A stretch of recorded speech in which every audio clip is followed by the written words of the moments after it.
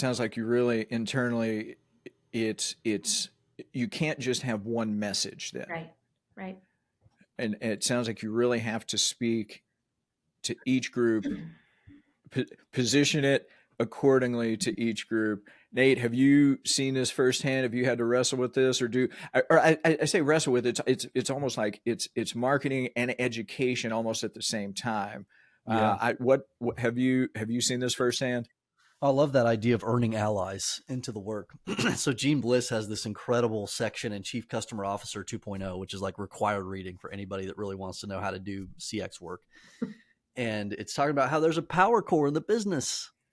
And like, so we have this CX initiative and we're trying to penetrate like organizational momentum and get people to see the way that we see in terms of if we serve our customers better, this is how we grow the business. Like we know this to be true. And yes, it does take time. So we've got to bring that this is a marathon, not a sprint type of conversation to these folks. But if you don't get the power core invested into this idea, this concept of customer experience, you're going nowhere because they have the money, they have the strategic clout in the organization.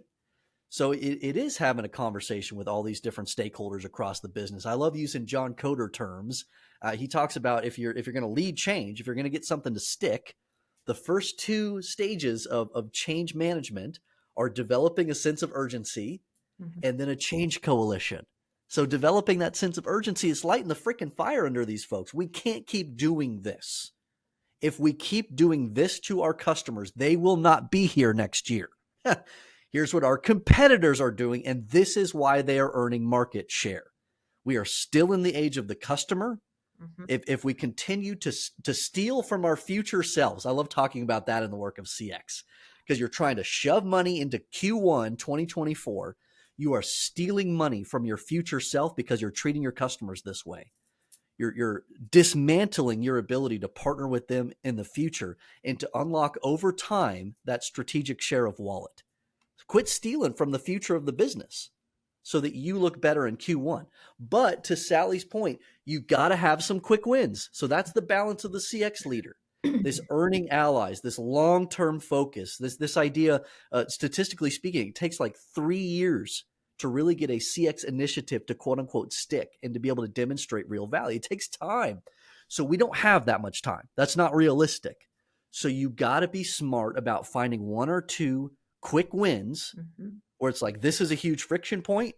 If we fix this part of the customer journey, we can have immediate impact here. Right. And you get people trusting you and seeing the value, then you can do your long-term work. Yep.